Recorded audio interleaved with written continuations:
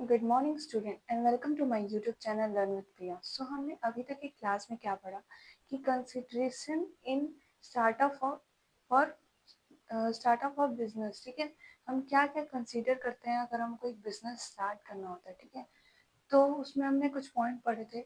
अब इस क्लास में उसी के रेस्ट ऑफ पॉइंट्स जो बचे हुए हैं हम पढ़ेंगे। क्या है? Forms of ownership, financing decision and location of business enterprises, committed and workforce. ठीक है, तो फॉर्म्स ऑफ ओनरशिप क्या होता है?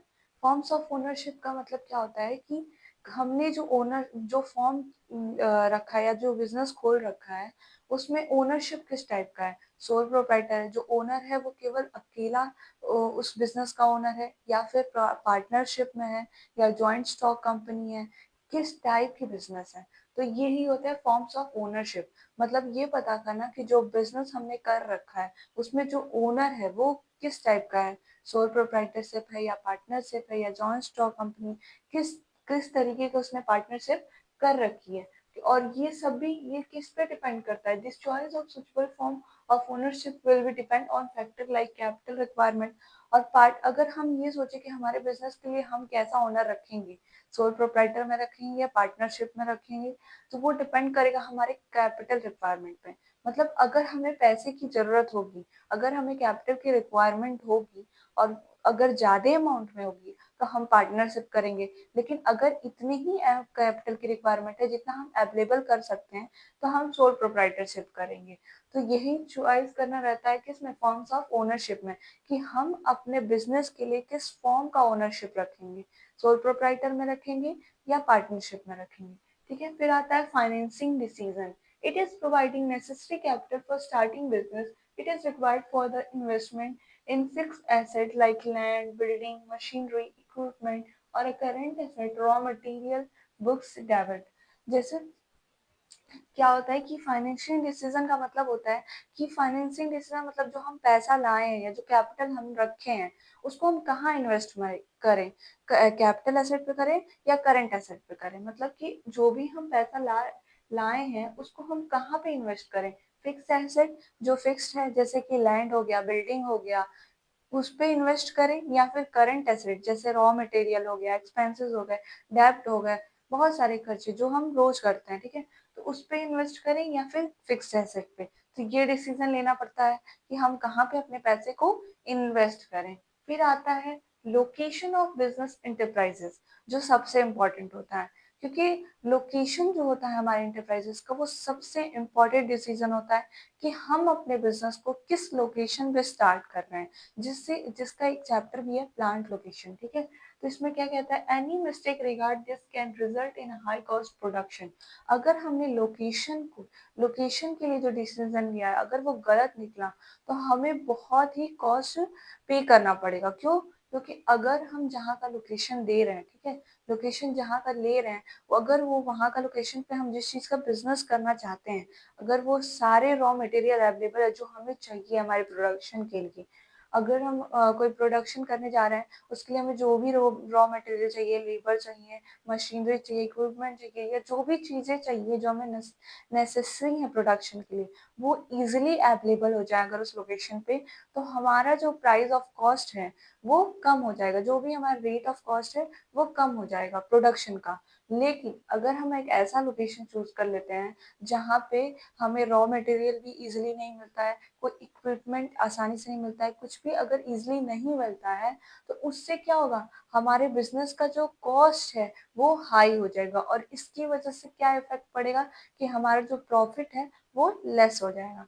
तो इसलिए क्या है, लोकेशन जो है सबसे इम्पोर्टेंट पार्ट होता है कि हम जो अपने बिजनेस के लिए लोकेशन देख रहे हैं वो क्या हो, वो ऐसी जगह पे हो, ऐसी जगह पे हम अपने बिजनेस का स्टार्टअप करें कि जहाँ पे हमारा रॉ मटेरियल, हमारी जो भी नेसेसरी इक्विपमेंट है वो सब अवेलेबल हो और हम उसके हेल्प से अपने बिजनेस का प्रोडक्शन कर पाए। तो इसलिए क्या कहते हैं, availability of raw material, labour, power supply, services like banking, transportation, communication, warehousing are important factor while making choice of location. जब भी हम लोकेशन देखने जाए तो हमें क्या देखना है कि वहाँ पे रॉ मटेरियल अवेलेबल है या नहीं, जिस चीज़ का हम बिजनेस करना चाहते हैं, क्या वहाँ पे लेबर अवेलेबल है जो उसमें वर्क कर सकते हैं, हमारे बिजनेस में वर्क कर सकते हैं, प्रोडक्शन कर सकते हैं क्या पावर सप्लाई है, सर्विसेज दी जा सकती हैं कि नहीं, जैसे बैंकिंग का हो गया। बैंकिंग मतलब अगर पैसे को सबमिट या लेना है या लोन लेना है, कुछ भी ऐसा करना है, तो वहाँ पे इजिली हो पाएगा या नहीं। ट्रांसपोर्टेशन की फैसिलिटी है या नहीं, फिर वेयर हाउसिंग है या नहीं। ये सब चीज़ें क्या है, फैक्टर हैं, जिसको हमें अपने माइंड में रख कर ही लोकेशन को चूज करना है। फिर आता है commitment, commitment and committed workforce. ठीक है, इसमें क्या है, लेबर के बारे में बात की जा रहा है कि हम जो बिजनेस कर रहे हैं या जिस टाइप का बिजनेस कर रहे हैं, उसमें हमने देख लिया कि हमें किस टाइप का सोल पार्टनरशिप रखना है या सोल प्रोप्राइटरशिप रखना है, किस फॉर्म में हमको ओनर रखना है, जो हमारे बिजनेस का ओनर होगा वो किस फॉर्म में होगा। फिर आया कि हमने फाइनेंशियल मतलब जो हमारे पास कैपिटल है, वो जो भी हमें मतलब जो भी कैपिटल है उसको कहाँ पे इन्वेस्ट करना है, फिक्स्ड एसेट पे या करंट एसेट पे।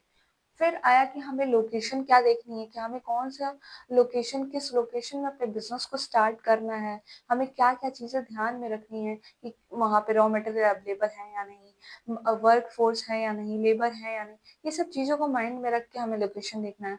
अब आता है कि वर्क फोर्स मतलब अगर हम अपने बिजनेस के लिए जो लेबर रखने जा रहे हैं या जो एम्प्लॉय रखने जा रहे हैं हमारे प्रोडक्शन के लिए, हमारे गुड सर्विसेज को प्रोड्यूस करने के लिए, उनमें क्या चीजें देखनी है। Every enterprise needs its perform various activities so that physical and financial resources are converted into desired outputs।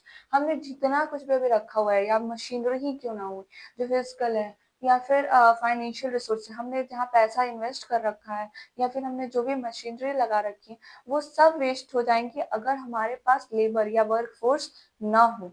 तो इसलिए वर्क फोर्स क्या करता है, सारे फिजिकल एंड फाइनेंशियल रिसोर्सेज को क्या कर देता है, कन्वर्ट कर देता है किसमें, डिजायर्ड आउटपुट में।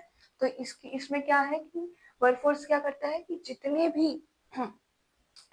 भी फिजिकल रिसोर्सेज हैं और फाइनेंशियल रिसोर्सेज, उन सबको एक डिजायर्ड आउटपुट जो हमें चाहिए, जो उससे रिजल्ट चाहिए, उसको कन्वर्ट कर देता है।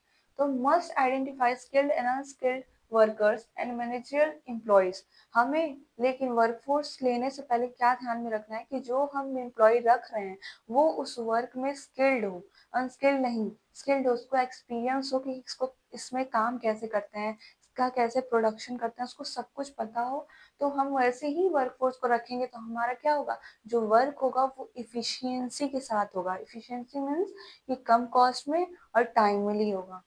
Plans should also be made about how the employee will train and motivated to give their best performance। और हम इसका भी प्लानिंग करते हैं कि जो भी हमारे पास अगर अनस्किल्ड ही आए हैं, अगर उनको नॉलेज नहीं है कि कैसे प्रोडक्शन करते हैं, कैसे गुड्स प्रोड्यूस करते हैं, तो हम उनको इस तरह से मोटिवेट और ट्रेन करें कि वो हमारे प्रोडक्शन को इजिली कर पाए, हमारे बिजनेस में वर्क इजिली कर पाए।